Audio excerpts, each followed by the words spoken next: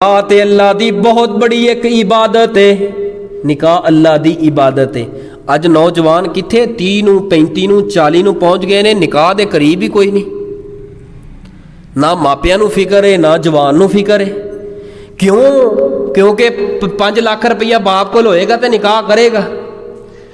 नौजवानों, निकाह नूं इन्ना को आम कर देवो, इन्ना क आम कर देवो और ज़ना नूं इन्ना क मुश्किल कर देवो। मेरे तुहाडे मुआशरे अंदर निकाह घट तो घट बहुत घट लिमिट दसने आ। निकाह मेरे तुहाडे मुआशरे अंदर 5 लाख का हो गया है तो ज़ना 500 का हो गया। जिथे निकाह 5 लाख का होए तो ज़ना 500 का होए, नौजवान निकाह अल जाएगा कि ज़ना अल जाएगा? निकाह नूं इतना आसान कर देवो। नबी पाक ने फरमाया बेहतरीन शादी, बेहतरीन निकाह वो निकाह है जिहदे अंदर 10 खाने होन। फरमाया नहीं, फरमाया बेहतरीन निकाह केड़ा निकाह है जिते पराडो गड्डी चंगी सज के जाए, लैटन कीती होए, कोई 5-7 कंजरियां आन, नचन, पता लगे चौधरी दे मुंडे दा विआह है। फरमाया नहीं, बेहतरीन निकाह केड़ा निकाह है जिहदे अंदर सब नालों घट खर्च होए, सब नालों कम खर्च होए। नौजवानों, ये तुहाडी जिम्मेदारी है और सरमायादारों तुहाडी जिम्मेदारी है। तुसा वखा के निकाह इन्ना मुश्किल करता है, इन्ना मुश्किल कर दिता है। बच्चियां जवान घर अंदर बैठियां ने, जवान बच्चे बुढ़ापे की तरफ जा रहे ने। नौजवानों जरा हिम्मत करो, तुसा हिम्मत करके ए जहेज वाली जरा जी रस्म जी जहेज वाली बन गई इनू खत्म करो।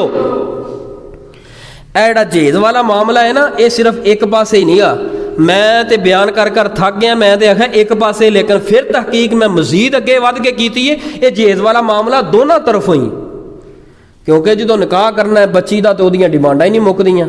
मुंडा 7 फुट का कद होवे, फिर मुंडे का नक बिल्कुल फिट होवे, नज़र बिल्कुल फिट होवे, ते ए स्लिम जिहा मुंडा होवे। फिर उहदी नौकरी जिहड़ी है कम से कम 50-60-70 हज़ार घट तो घट तनख्वाह ते होवे, गौरमेंट की नौकरी होवे। फिर उहदा कोई अच्छा जिहा घर भी होवे।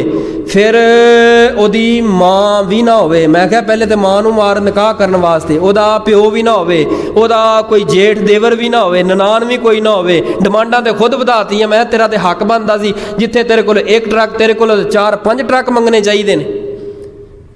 ये बच्ची वाले खुद भी अपने ते बोझ पाया है। जो डिमांडा इन्नियां रखनियां ने, इन्नियां डिमांडा रखनियां ने, बच्चा फलां होवे, फलां होवे, फलां होवे। हुण जो इस टाइप का लड़का जवान लभोगे, जाहरी गल है उन्हां भी फिर उन्नियां डिमांडा रखनियां ने।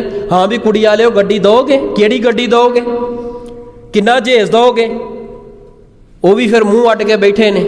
नौजवानों जरा हिम्मत करो, कोशिश करो।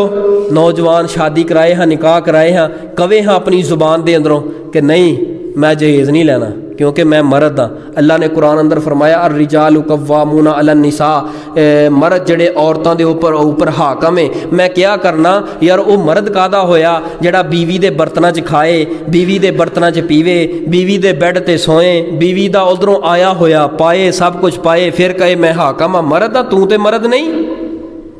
फिर उसे बैड ते सौ के उसे बीवी नूं गालियां देंदे, तेनूं शर्म नहीं आउंदी?